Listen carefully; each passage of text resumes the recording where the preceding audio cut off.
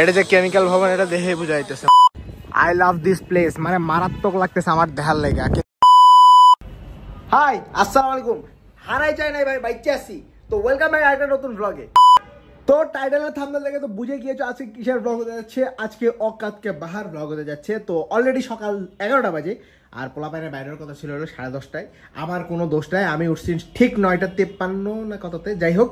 কিন্তু 10টার আগে উঠছি ভাই। কিন্তু পোলাপাইন এত আলসা, ওই রাফিক তেহান আয় নাই, মুসাফ ভাইয়েরও নাস্তা খায় নাই, মানে কি কইতাম। যাই হোক, ইতারা রেডি হোক, আমি বাইরে হবো এখন। ব্লগের ইন্ট্রো দেওয়ার ডান, চলো তাড়াতাড়ি যাওয়া যাক। আজ যে আকাশটা সে, এদিকে মনে করো যে রোদ উঠে গেছে, এদিকে হালকা হালকা মেঘ আছে, কোন সময় রোদ কোন সময় মেঘ। আর রাস্তা পাড়ি দেওয়ার সময় তো হাজার পিনিক ঢাকা শহরে।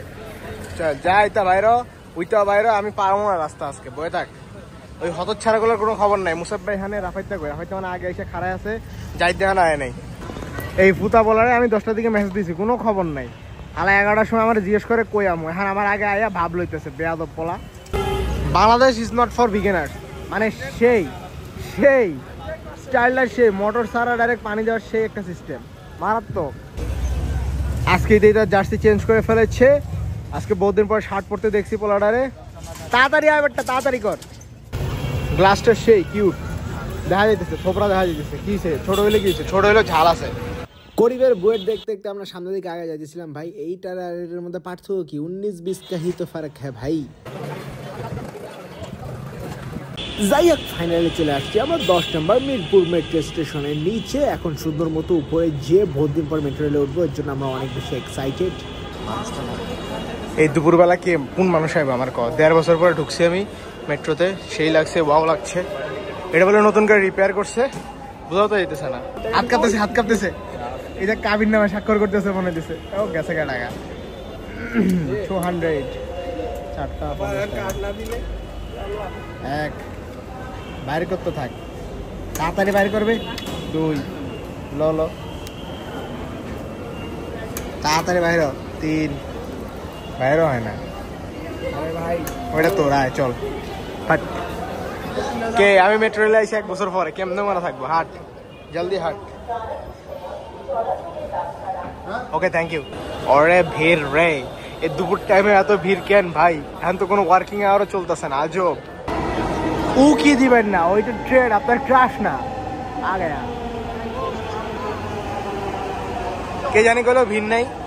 ও ভাই সাহ, কোন দিকে উঠবো? হ্যাঁ জায়গা আছে নি? দেখ দেখ কেমনে ঢুকে পাইছে, দেখ জায়গা আছে নি ঢুকবো যে। ওরে মানুষ রে, ঢুকে যাচ্ছে। দাঁড়ানোর জায়গা পাইছে এটাই বেশি। এই তোরা পারস নাই, দেখ দেখছস, গর্ব করতে পারস নিজের হাইট নিয়ে। কি পারস? তুই তো পারবি। ওই আস্তে।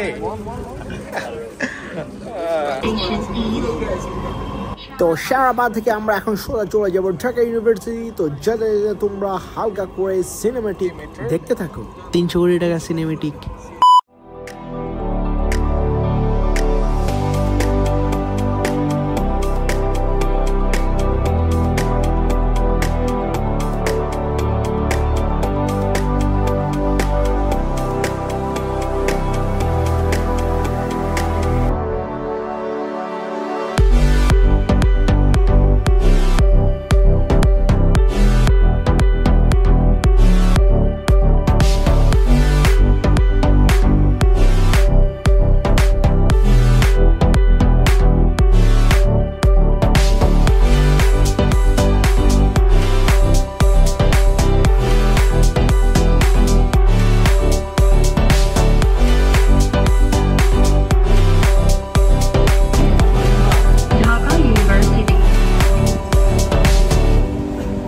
বাইরে সেই গরম, এটা ভিতরে সেই ঠান্ডা। আমার থেকে মনে হচ্ছিল যে আমরা যেখানে যেখানে যাচ্ছি সব লোক আমাদের সাথে সাথে সেখানে সেখানে যাচ্ছে। এটা হলো আন্দোলন এলাকা, সবকিছু খালি আন্দোলন, যেদিকে তাকাবি এদিকে আন্দোলন। তুই রাস্তার উপর বসে কি লাগে আন্দোলন মার। এখানে সব পায়ে চলা রিক্সা, একটা অটো রিক্সা নাই। ভাই ঠিক এই জায়গায় আমরা নাইমে উল্টাপাল্টা হাঁটা শুরু করছিলাম। কোন দিকে যাবো কোনো কিছুর হিসাব নাই, কারণ আমি আগে কখনো বুয়েটা যাই নাই। গুগল ম্যাপ দেখে একবার সামনের থেকে পিছনে, একবার পিছনের থেকে সামনে, এইভাবেই করতেছিলাম, কিন্তু কোনো কুল কিনারা খুঁজে পাইতেছিলাম না, যার কারণে পরে আমরা অতিষ্ঠ হয়ে গেছি। লাস্ট টাইম আমরা এখানে গিয়েছিলাম ব্রো, মনে আছে না কি? যারা ভিডিও দেখো নাই তারা ভিডিও দেখে এসে ভিডিওটা শেষ করে আপাতত আজকের ভিতরে ঢুকতেছি না, কারণ আজকে আমাদের সামনে যাইতে হবে। গতবার এটা কোনো অন্য নাম ছিল, এবার একটু অন্য নাম দেখতেছি। বেচারা অত ছাড়া পালাই গেছে, তো তারপরে সব চেঞ্জ হয়ে গেছে। হ্যাঁ, নিতারা যে কোন দিক দিয়ে কই হাঁটতেছে আমি কিন্তু কিছু জানি না, গুগল ম্যাপ আমাকে মাথা খারাপ করে দিতেছে। হাইট টাইট আর কুল পাইলাম না, শেষ পর্যন্ত রিক্সায় লওয়া লাগলো, ফালতু সিস্টেম।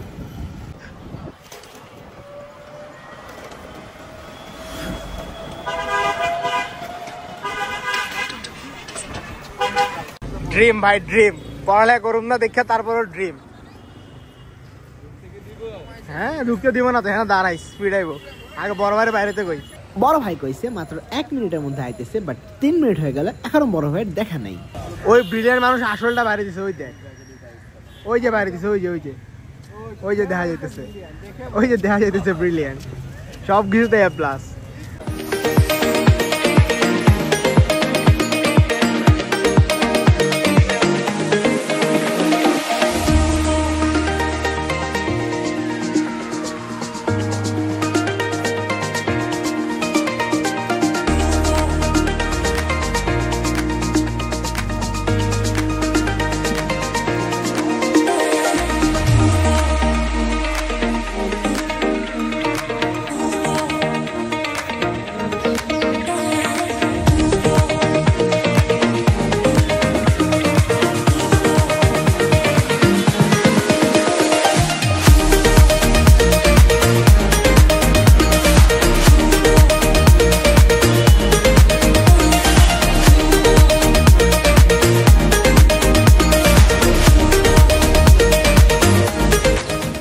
এটা যে আর্কিটেকচার বিল্ডিং এর না করলে বোঝা যেত, কারণ যে আর্কিটেকচার স্টাইল দেখাইছে এরা, ইয়াও এটাতে ক্রিয়েটিভিটি দেখা দিছে, পুরাই ক্রিয়েটিভ, মাথায় যা বুদ্ধি আছে সব বাইর করে দিছে এখানে।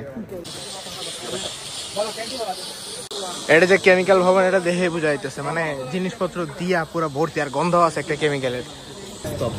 ভাই এখানে মনে হচ্ছে পুরো ভূতের বাচ্চা। বিকালবেলা হলে আরো সুন্দর লাগতো। এইটা হ্যাঁ দেখছি তো,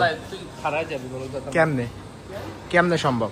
কোন দিক দিয়ে ঢুকলাম, কোন দিক দিয়ে বাইরে দিয়েছি কোনো হিসাব নাই, কিন্তু এই জায়গাটা দেখে সুন্দর লাগতেছে। সেই আই লাইক দিস। দুনিয়ার যতগুলো ফালতু সাবজেক্ট আছে তার মধ্যে এটা অন্যতম, কিন্তু এই জায়গাটা সেই লাগছে। ও খাড়ায় থাক, আমি আগে ভিডিও করে লই।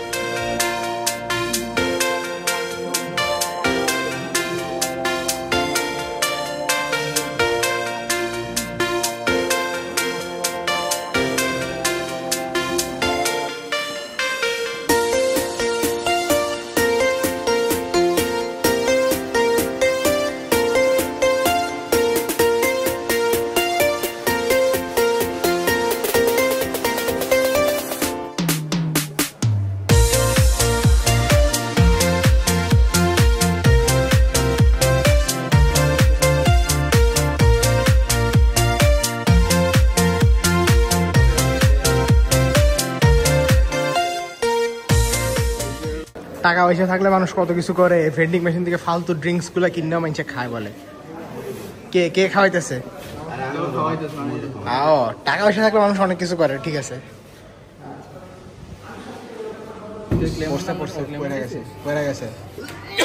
দেখ হাত বাজিয়ে যাবো। আনহাইজেনিক প্লেস আপনারা দেখতে পাচ্ছেন, বুয়েট একটা ফালতু জায়গা, মানে উপর থেকে জিনিসপত্র পরে ডাইরেক্ট এলাকা ফালতু করে রেখেছে। বসার জায়গা তো সেম, আনহাইজেনিক প্লেস টোটালি। দৃষ্টি কি কর্তৃপক্ষের দৃষ্টি আকর্ষণ করছি। বাই দ্য ওয়ে, যেহেতু আমি প্রথমবার বুয়েটে গেছি, তো ঠিকঠাক মতো ভিডিও সবগুলো নিতে পারি নাই, তাও যতটুকু নিছি ততটুকুই দেখাচ্ছি। এটা হলো সাজিদ ভাইদের মূল ভবন, এখানে তারা পড়ালেখা করে। আর এটা অনেক পুরানা ভবন, এটা সেই পাকিস্তান আমলে বানানো ভবন বলে আমাকে বললো সাজিদ ভাইয়া। এখানে তো আমগো টিমের নামে না দেখে সব জায়গায় আছে আমগো টিম, নো প্রবলেম, পোলা পাইছি। যেহেতু জোহরের নামাজের টাইম হয়ে গেছিল, তো আমরা ডাইরেক্ট চলে আসছিলাম হলো নামাজ পড়তে। তো ডাইরেক্ট আইসা নামাজটা পড়ে নিছি, যদিও আমরা আসতে একটু লেট করছি, যার কারণে জামাত শেষ হয়ে গেছে। মসজিদের কাজ চলতেছে বাই দ্য ওয়ে, এটা হলো জাস্ট এই টেম্পোরারি একটা জায়গা নামাজ পড়ার জন্য। জায়গাটা পুরাই সিফেল ভাই, পুরাই সিফেল। দেখে মনে হচ্ছে খালি একটু উন্নত মানের সিফেল আয় পড়ছি। আই লাইক দিস সিঁড়ি বাই দ্য ওয়ে, সেই লাগে সিঁড়িটা আমার কাছে। কাঠের সিঁড়ি বানাইছে, স্টাইলটা মারাত্মক সুন্দর। ইয়া মসজিদের হাম চলার ইতাল্লাই মসজিদ হিন্দি মানে ঈদে শহর ক্লাসরুমে একটা ভিডিও করলে হালকা করে বুয়েটের ক্লাসরুম ভাইয়া বুঝতে হবে মারাত্মক। তো নামাজ কালাম শেষ করে সুন্দর মতো হল থেকে বাইরে হয়ে গেলাম, কারণ হলো আমাদের আরেকটু সামনে যাওয়া লাগবে, আর কিছু ঘোরা লাগবে। তো বাইরে হয়ে দেখি যে রাস্তার সামনে পোলাপান হেঁটে যেতেছে, পরে জানলাম যে বুয়েটের এখানে স্কুলও আছে, সেই পোলাপান এগুলা। বুয়েট ক্যাম্পাসে কিছু পছন্দ হোক আর না হোক, মাঠটা আমার 100 পছন্দ হয়েছে, ডাইরেক্ট 100 কোনো কথা হবে না, খালি মাঠে খেলা হবে। আই লাভ দিস, আর কিছু লাগবে না, খালি এটা লাগবে। বা স্কোরবোর্ডও আছে এখানে, আর খেলা তো চলতেছে মারাত্মক। এই মাঠে খালি আইলে খালি ক্রিকেট খেললেই ফাড়া দিতাম, বইটা পড়ালেখার মাথায় পারি, খেলাই সারাদিন খেলা হবে।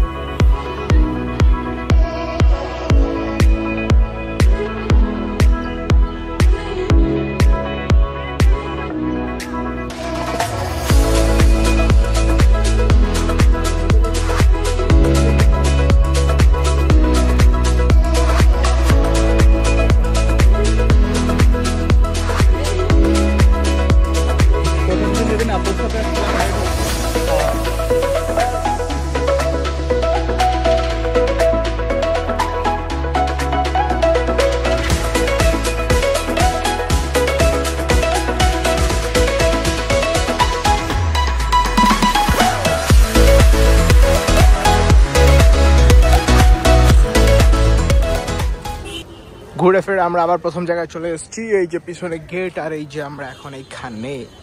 তো এখন হচ্ছে খাওয়ার টাইম, আর যেহেতু দুপুর হয়ে গিয়েছে তো আমাদের তো খেতে হবে, কোথাও খাবো, কোথায় খাবো, পরে সারিয়া বললো চল এখানে খাই। তো আমরা চলে গেছি গা, আর ভিতরে এলাকাটা মোটামুটি সুন্দরই আছে, বেশি বড় না বেশি ছোট না, বাট চলে। খাবার গুলো 100 ছিল ভাইয়া, বলতে হবে।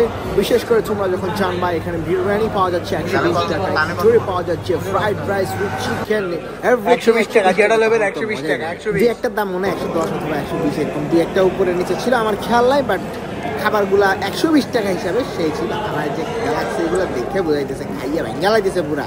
দুইজনে মনে হয় বিরিয়ানি নিয়েছিল, এইটা নিয়েছিল মনে হয় খিচুড়ি, আমি নিয়েছিলাম ফ্রাইড রাইস, না তিনজন বিরিয়ানি নিয়েছিল। চল ভাই বুয়েট ক্যাম্পাস খাওয়া দাওয়া শেষ করে আমরা বাইরে হয়ে যাচ্ছিলাম বুয়েট ক্যাম্পাস থেকে। এইবার খুব ভালো মতো ফুটিয়ে তুলতে না পারলেও সামনের বার যখন আসবো তখন খুব ভালো মতো ভিডিও করার চেষ্টা করবো ভাইয়া। সেই আশা বুকে রেখেই আমরা সুন্দর মতো বাইরে হয়ে গেলাম। তো তারপরে ভাবলাম যে যাই একটু মসজিদটাও দেখে আসি। মসজিদটা মারাত্মক ছিল, এটা একটু ইয়ার থেকে সামনে, ক্যাম্পাসের থেকে একটু সামনে। বাইরে থেকে দেখে যে এরকম মারাত্মক লাগছে, ভিতরেটাও মোটামুটি ভালোই আছে, খারাপ না, বাট অন্ধকার ছিল যার কারণে খুব ভালো করে দেখা যায়নি, হয়তো কালারটাও ভালো বোঝা যাচ্ছে না, বাট মসজিদটা বড় আছে, মারাত্মক সুন্দর আছে, এসি মেসিও আছে। যাই হোক, তারপরে সুন্দর মতো মসজিদ থেকে বাইর হয়ে গেলাম যে হালকা পাতলা হলগুলো দেখে আসি। এদিক দিয়ে ঢুকে সেদিক দিয়ে বাইর হয়ে মাঝখানদের কুকুরদের খাবার দেখে সুন্দর মতো হাঁটতে হাঁটতে কোন চিপা দিয়ে কোন দিকে গেছি নিজেরও খবর নাই। যাই হোক, শেরে বাংলা হলের সামনে দিয়ে সুন্দর মতো হাইটটা চলে গেছি, সাহিদ ভাই বলে এই হলেই থাকতো। তো তারপরে সুন্দর মতো এগুলো দেখলাম, কিন্তু রাস্তার পাশে ভাই কাজ চলতেই আছে, মানে কোনো জায়গায় বাংলাদেশে কাজ ছাড়া কোনো জায়গাই নেই। আর এই হলগুলোর মাঝে রয়েছে হলো জিম, আর যারা আনাসপিরের ভক্ত আছে তাদের জন্য বলছি, হ্যাঁ এটাই সে আনাসপিরের জিম, ভালো করে দেখে নে ভাই, মাঝখানে বাস্কেটবল পিচও আছে। এরপরে হলো বিশেষ একটা জিনিস, সেটা হলো যে ছেলেদের হল আপনি চিনবেন কিভাবে। ছেলেদের হল চিনবেন হলো ছেলেদের হলের সামনে তাদের সবকিছু ঝুলিয়ে থাকবে, মানে জামা কাপড় দিয়ে পুরা হলটা ভর্তি ভাই। দূর থেকে হাইটটা যাওয়ার সময় যদি দেখেন যে কোথাও জামা কাপড় ঝুলতেছে, বুঝে নেবেন ওটা ছেলেদের হল ছিল। Under constructed. আমার ভিডিওতে সবচেয়ে বেশি আছে এই পোলাটা থোপরা, যখনই আই এই মাথার মাঝখানে একটা পড়বো মাথাটা চ্যাম্পিয়ন। ওয়াও, সেই বিখ্যাত ওই মামা না প্লিজ। হ্যাঁ, এটা কোন চিপায়ের মধ্যে আসছে? যা যা ওঠ, তাড়াতাড়ি ওঠ। এ হারাই যাইস না তোরা, আবার দেখিস নেট আছে তো ফোন দিস, হারাই যাইস না। তো যেহেতু বুয়েটে চলে এসেছিলাম, তো ভাবলাম যে হালকা করে পুরান ঢাকাটাও একটু দেখে যাই। এর জন্য আমরা সুন্দর মতো রিক্সা নিয়ে চলে গিয়েছিলাম হলো লালবাগের কেল্লা। ভাই মই বাংলাদেশে জন্ম, কিন্তু মই এখন লালবাগের কেল্লা দেখি না, এটা কোনো কথা? তো ওর বাড়ি, ভূতের বাড়ি করে দেখলাম। যাই হোক, ভূতের বাড়িটা পার করে আমরা সুন্দর মতো চলে এসেছি কেল্লার সামনে, আর টিকিট কেটে সুন্দর করে ভিতরে ঢুকে গিয়েছি। সারাদিন যেহেতু বহুত ছবি তোলা হয়েছে, বহুত ভিডিও করা হয়েছে, তো এখানে আসতে আসতে মোবাইলের চার্জ অলরেডি ডেড হয়ে গেছে। তো ফার্স্টে একটু সিনেমেটিক দেখে নাও, তারপরে ব্লগটা এন্ড করে দেবে।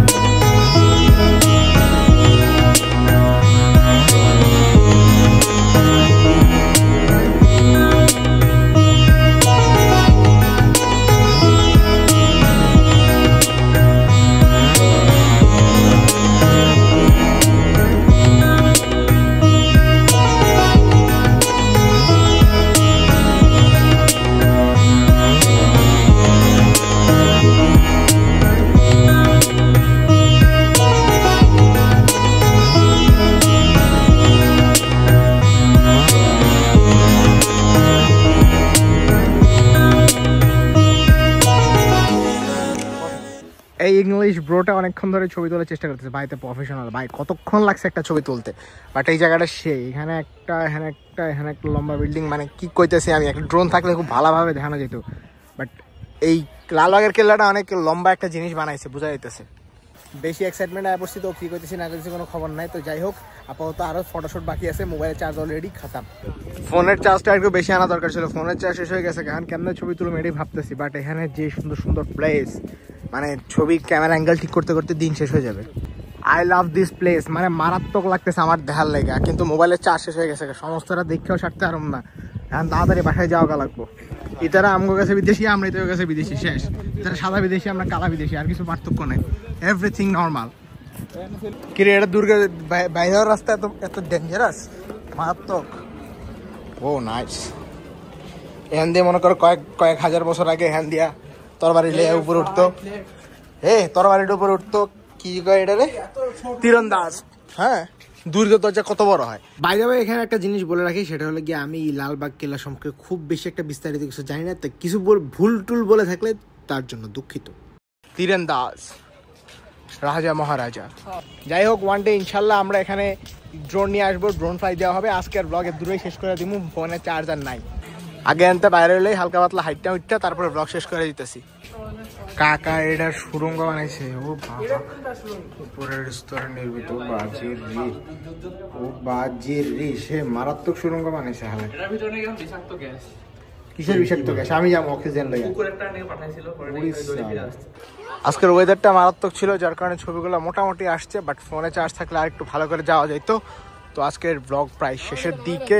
ফোনে অনলি 16% চার্জ আছে, আর ভিডিও সামনে আগানো সম্ভব না, যার কারণে আজকের ব্লগ এতটুকুই। দেখার জন্য ধন্যবাদ। বহুদিন পর ব্লগ করছি, তো কেমন হয়েছে জানাই দিও। আল্লাহ হাফেজ। আর যারা এখন এই ব্লগটা দেখেনি, তারা এই ডান পাশে ক্লিক করে ব্লগটা এখনই দেখে নিন।